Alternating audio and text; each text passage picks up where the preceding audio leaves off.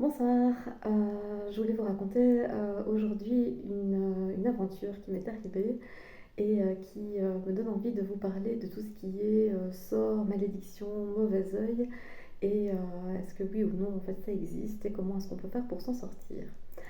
La plupart des gens qui me connaissent savent que je dis en général que moi je crois pas trop à la magie noire parce que la plupart du temps c'est beaucoup plus simple que ce qu'on imagine. Donc la plus grande des malédictions que je connaisse, c'est celle qu'on se jette à soi-même. Donc c'est vraiment vrai que quand on se met dans des croyances limitantes, on va commencer progressivement à se limiter, à se canasser, à s'enfermer dans quelque chose. Vous avez déjà certainement remarqué ça, la prophétie autoréalisatrice, où on voit que à force de dire qu'on ne va pas savoir le faire ou que ceci ou cela va se passer, et bien effectivement ça arrive, comme si on s'était conditionné en fait à faire que les choses se mettent en place d'une certaine manière, négative en l'occurrence. Donc les insultes en fait que vous vous adressez sont vraiment importantes à repérer. Donc quand on dit je suis nulle, j'y arriverai pas, je suis mauvaise cuisinière, la poisse m'arrive tout le temps, je sais pas prendre les bonnes décisions. Et bien souvent en fait on oriente clairement notre cerveau à aller regarder ce qu'on passe notre vie à répéter. Donc ça c'est la plus grande des malédictions, c'est la plus grande des magies noires, c'est s'auto-enfermer dans quelque chose.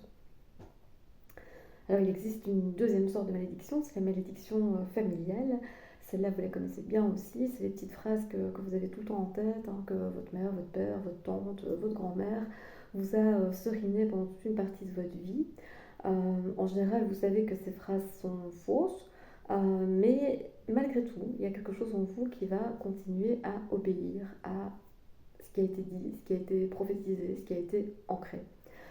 On a tous connu des grandes phrases assénées lors des déjeuners de famille sur ce qu'il faut faire, pas faire. Par exemple, dans cette famille on est toujours malheureux en amour, ou on n'a jamais su garder l'argent. Il y a toujours des choses comme ça qui ont été aussi inculquées, transmises, et dans lesquelles on vit, et qui aussi progressivement en fait deviennent des choses dans lesquelles on s'enferme nous-mêmes. Alors en énergétique, quand on a ce genre de croyances, donc transmises par la famille, auxquelles on ne croit pas, mais qu'on ne peut pas quand même s'empêcher de respecter, on va avoir des ancrages en fait qui sont ici en fait dans le bras.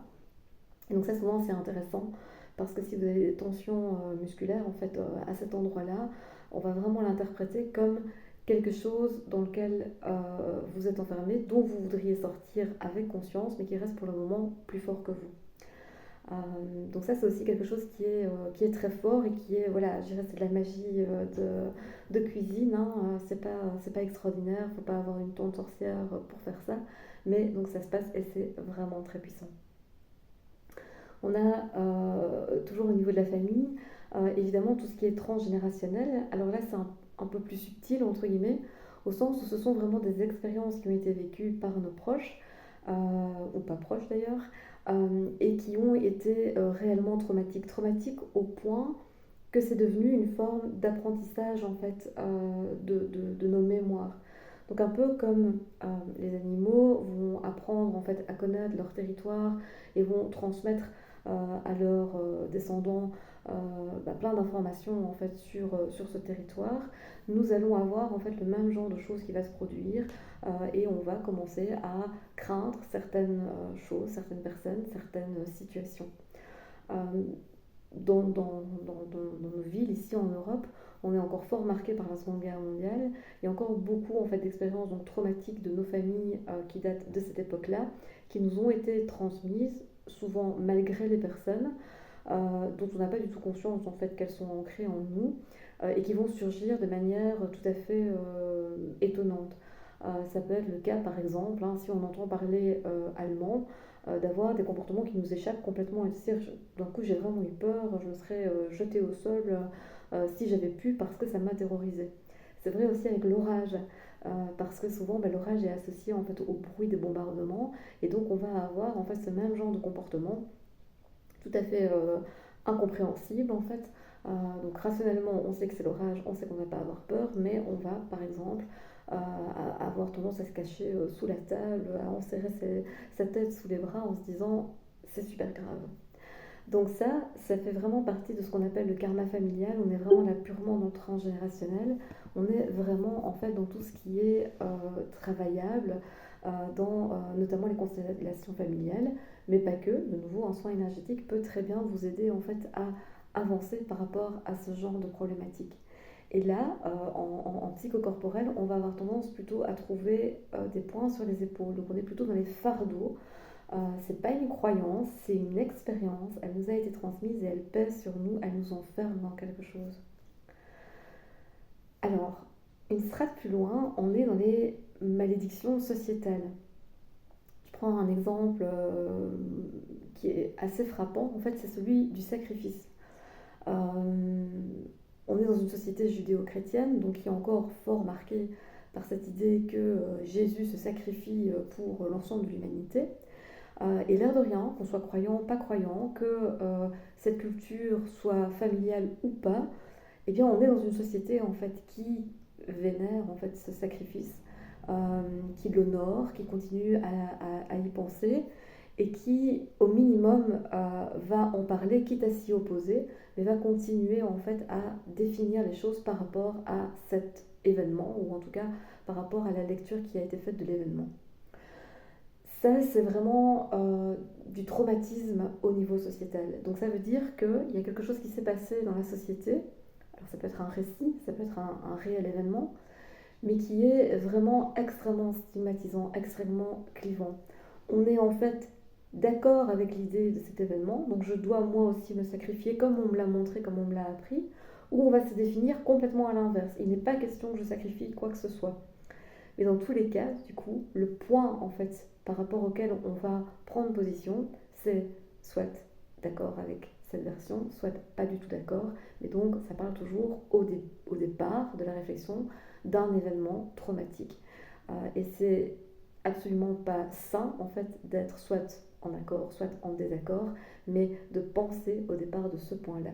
Donc ça, c'est vraiment traumatique au niveau sociétal, donc c'est bien plus fort que nos familles, bien plus fort que nous. C'est une ambiance en fait dans laquelle on va grandir, on va vivre, et qui très inconsciemment la plupart du temps vient résonner et vient continuer en fait à nous faire croire que si on est une bonne personne, on doit faire ceci. Donc on doit sacrifier ses études pour élever ses enfants ou sacrifier sa carrière pour s'occuper de ses parents.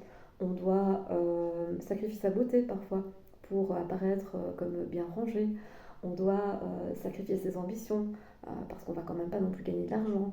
Il y a plein de choses en fait qui vont tourner autour du sacrifice, comme si le sacrifice était quelque chose qui est attendu de nous pour être honorable. Et donc ça, c'est vraiment quelque chose qui nous dépasse complètement, donc qui est très très dur à vaincre. Mais cela dit, ça n'est pas impossible. À nouveau, il suffit souvent de prendre conscience que ça existe et puis de se dire, bah, tiens, en fait, est-ce que moi je me définis par rapport à ça, de nouveau en adhérant ou en adhérant pas, mais est-ce que je me définis par rapport à cet événement? Et si c'est le cas, alors il est vraiment intéressant de commencer à chaque fois qu'on a ce réflexe de sacrifice, de se dire wow, stop, je m'arrête, je prends conscience de ce qui est en train de se passer et je choisis dans mon libre arbitre, dans mon intériorité, dans ma responsabilité, dans mon autonomie, ce que je veux vivre dans cette situation. Alors là, en énergétique, on va être beaucoup plus attentif en fait à l'état corporel global et de voir en fait s'il y a des tensions et si oui, si éventuellement elles peuvent être raccrochées à des événements qui viennent résonner dans la société au moment où on parle. Il y avait plein de choses évidemment qui ont résonné avec le Covid, donc là aussi je ne vous fais pas un dessin, mais l'obéissance aux règles est venue évidemment rappeler l'obéissance aux règles dans d'autres circonstances, avec de nouveau des canevas au niveau sociétal, hein, le bien, le mal, qu'est-ce que ça veut dire par rapport à obéir ou pas aux règles, et sociétalement il y a des réponses qui sont données, valables ou pas. Mais il y a aussi dans nos familles, hein, parfois on a désobéi et heureusement qu'on l'a fait, ça nous a sauvé la vie. Parfois on a désobéi et on a été récompensé pour ça, on est devenus les résistants d'un jour qui étaient en fait des salauds à un moment donné aux yeux de certains, sont devenus des héros à un autre moment. Donc il y a plein de choses comme ça qui ont pu être réactivées dans ces circonstances-là et qui ont pu à nouveau créer des blocages chez nous, très inconscients souvent, parce qu'on ne faisait pas le lien entre le Covid et la situation vécue par nos parents, grands-parents, arrière-grands-parents pendant une guerre ou l'autre. Donc c'est intéressant parce que là on va vraiment voir par exemple des phénomènes de stress, d'hypervigilance, d'anxiété qui sont pas toujours explicables en fait par la vie quotidienne, et c'est intéressant de se référer du coup à un logiciel un peu plus haut. Ça, c'est la magie de la malédiction la plus fréquente, la plus quotidienne, celle vraiment avec laquelle je travaille le plus, et pour lesquelles on va travailler avec, voilà, comme je disais, du psychocorporel, des constellations, des rituels, des choses très simples finalement pour vous aider à dépasser ce qui est des limitations, de nouveau au niveau soit de l'esprit, soit réellement du corps par expérience, mais qui grosso modo font partie de la sphère de le pouvoir de la pensée, éventuellement aussi le pouvoir du corps en termes de réponse traumatique. Hein. Vous connaissez les mécanismes qui font que face à un événement, je vais fuir ou je vais me battre par exemple. Ce sont des réponses vraiment instinctives, en fait primales, reptiliennes, qui s'activent en nous. Ça, c'est, comme je disais, le plus gros en fait, de ce qui nous semble être des malédictions, et on peut vraiment travailler facilement sur ça, sans ésotérisme, avec les pratiques vraiment classiques d'énergéticienne, de kinésiologue, de magnétiseuse. C'est un peu les rebouteaux de campagne en fait. Hein. On va aller dégager tout ça et essayer de reprogrammer le mental. Donc c'est chouette aussi de pouvoir travailler avec l'hypnose d'ailleurs pour des choses comme ça. Et puis évidemment, vous vous doutez, il y a un mais, il y a effectivement vraiment la possibilité en fait de vivre ce qu'on peut qualifier de magie noire, de mauvais œil. Alors de nouveau, moi je pense que la plupart des gens en fait qui nous jettent un sort le font de manière complètement inconsciente, mais c'est ce qu'on appelle dans les traditions le pouvoir du verbe. Donc si je dis quelque chose, j'essaye toujours que ma parole soit impeccable, ça vous rappelle les accords Toltec, et donc que ma parole soit impeccable, ça veut dire je fais attention à ce que je dis parce que ça pourrait se produire. Donc il y a une phrase que j'aime beaucoup qui est fais attention à ce que tu demandes, il se pourrait qu'ils t'entendent. Sous-entendu, les guides, les énergies, les forces qu'on ne voit pas. Donc si je dis par exemple ah ben, j'espère bien celui-là il va passer une mauvaise journée, ou celle-là avec toute la méchanceté qu'elle a en elle, ben, j'espère bien qu'elle va nous faire une bonne migraine, ou encore fou là là, celui-là j'espère que je ne le reverrai pas. Il faut s'attendre à ce que ce soit potentiellement quelque chose qui va être activé. Ma fille, par exemple, quand elle était toute petite, avait une prof absolument indigne qui l'appelait Souillon Cochon parce qu'elle était gauchère. Le jour où ma fille m'a annoncé ça en pleurs, elle avait 5 ans, on a décidé en fait que pour le jour de son anniversaire, la prof aurait une migraine. Alors je vous assure qu'à l'époque, moi j'avais ça en rigolant, en me disant le principal c'est que ma fille, elle se calme et qu'elle passe une bonne nuit. Mais le jour de l'anniversaire de la prof, elle a eu une migraine. Et ma fille le raconte encore aujourd'hui en disant que, waouh, quand même, il faut qu'on fasse attention à moi parce que je suis quand même peut-être vraiment bien une sorcière. Mais donc, faites attention à ça parce que ce sont des choses qui existent. Donc, on essaye de ne pas avoir de paroles en l'air. On essaye évidemment de ne pas faire ce genre de choses en plus avec conscience. Donc, si vous l'avez fait de manière inconsciente, ben voilà, ce sont des choses qui arrivent. Parfois, on peut rétro-pédaler, on peut dire ouais, c'est pas ce que je pensais, c'est pas ce que je disais. En tout cas, c'est pas ce que je voulais dire ou que je voulais voir arriver. Donc, on essaye en fait voilà, de ne pas enfermer des gens dans des croyances. Mais ça veut dire que des gens, eux, ont pu à un moment donné nous enfermer dans quelque chose. Donc si par exemple votre ex-belle-mère a dit des choses à votre égard, par exemple bah, celle-là je souhaite de jamais être heureuse, eh bien peut-être que c'est en train de se produire parce que cette personne vous a noué en fait dans oui, un vœu malheureux en fait à votre égard. Alors de nouveau ça peut se travailler de manière tout à fait simple. Parce qu'on va pouvoir, alors on va jamais retrouver ce que votre belle-mère vous a dit ou ce qu'elle a dit quand vous n'étiez pas là, mais on va pouvoir parfois trouver qu'il y a des empreintes énergétiques d'autres personnes, que vous êtes encore en lien en fait avec quelqu'un, et essayer d'aller comprendre en fait pourquoi ce lien est toxique en fait. Enfin déjà, est-ce qu'il y a un lien, est-ce qu'il est toxique, et si oui, ben, qu'est-ce qui fait qu'on est encore noué à cette personne. Donc on peut le travailler aussi en constellation individuelle, ça marche très très bien pour aller comprendre en fait où est le mauvais œil, où est le sort en fait. Donc ça c'est quelque chose qui fonctionne bien. On peut le travailler aussi avec de nouveau le psychocorporel, notamment avec des phénomènes de kinésio où on peut aller dater des événements. Ça te permet de déjà un peu voir dans quelle sphère on est, quelle époque, et de voir aussi si c'est masculin ou féminin. Et puis, il y a le truc que si on m'avait dit quand j'étais petite, j'aurais dit que c'était pas vrai, mais on peut aussi en fait travailler en travaillant dans le subtil. Donc vous avez tous certainement déjà vécu des rêves éveillés, alors que ce soit en méditation ou parfois vraiment au cours de la nuit. Vous savez, vous vous réveillez et vous avez l'impression que vous avez vraiment vécu quelque chose. Donc pas juste penser à quelque chose que vous êtes déplacé, vous avez fait des actions. Il y a quelque chose vraiment qui a été réalisé, matérialisé. Ces rêves éveillés, parfois effectivement, nous permettent d'aller en fait dans un autre espace-temps, d'aller rencontrer en fait la personne qui nous a jeté un sort, qui nous veut du mal, qui a fait quelque chose de pas correct à notre égard, et d'aller vraiment remettre les pendules à l'heure. Alors la plupart du temps, c'est simplement des dégagements énergétiques, ça veut dire qu'on rappelle en fait où est notre domaine, où est l'espace sacré qui nous appartient, et on met littéralement ces personnes dehors de nos espaces. Donc on peut vivre ça par exemple dans sa maison d'enfance, c'est souvent quelque chose dans lequel on voyage beaucoup dans les rêves éveillés. On va se retrouver dans un endroit qui est très sécurisant pour nous. On va voir qu'il y a cette personne qui est toxique, qui éventuellement nous dit des choses toxiques ou fait des choses toxiques à notre égard, et on va pouvoir la dégager en fait. Parfois on sent qu'on est soutenu dans ces processus, que des guides, des anges, des personnes positives à notre égard sont avec nous et nous aident à le faire. Parfois aussi, ce sont des rêves qui vont revenir plusieurs fois, comme s'il fallait plusieurs fois s'y atteler pour pouvoir y arriver. Si vous vivez ce genre d'expérience, ça peut être traumatisant parce que vous pouvez vraiment vous demander ouah, c'est quoi ce bazar, que fait cette personne que je n'ai pas vue en 40 ans dans mes rêves, qu'est-ce qu'elle me veut, et surtout pourquoi j'y arrive pas. Pourquoi j'arrive pas à dépasser en fait ce que je sens devoir être fait en fait au niveau du rêve. Si vous vivez des choses comme ça, je vous conseille vraiment de faire de l'hypnose conversationnelle. J'en pratique, mais je suis loin d'être la seule.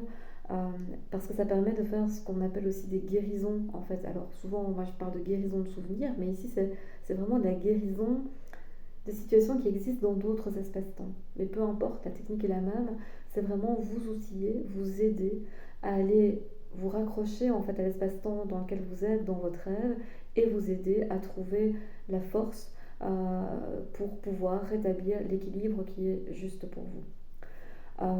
Honnêtement, ce genre de choses est tout à fait exceptionnel. Parce que comme je le disais, je pense que la plupart des gens n'ont pas conscience en fait de la puissance que peuvent avoir de simples mots. Je pense qu'on est dans une société où le sacré c'est très fort perdu, on transmet presque plus de choses en fait. Et donc parfois voilà, de nouveau des gens vont en fait avoir des pratiques qui sont pas du tout ok, mais sans savoir en fait qu'ils sont en train de pratiquer quelque chose de réellement puissant. Donc si vous vivez ça, ou si vous croyez vivre ça, je vous conseille vraiment de prendre une séance en énergétique pour faire le point, ou en constellation familiale pour aussi se rendre compte de ce qui se passe. Mais si vous vivez cela en rêve, je vous conseille vraiment alors de prendre la version soin énergétique avec le combo hypnose pour vous dégager et surtout pour vous donner les outils pour vous dégager quand vous rêvez de ce genre de choses, de manière à passer de bonnes nuits, et surtout pour éviter en fait de passer des semaines, des mois autour d'une problématique qui va vous épuiser et surtout qui risque de vous inquiéter. Voilà, j'espère avoir répondu à cette question qui, je sais, occupe beaucoup d'esprit et certainement en ce moment où les voiles sont fins.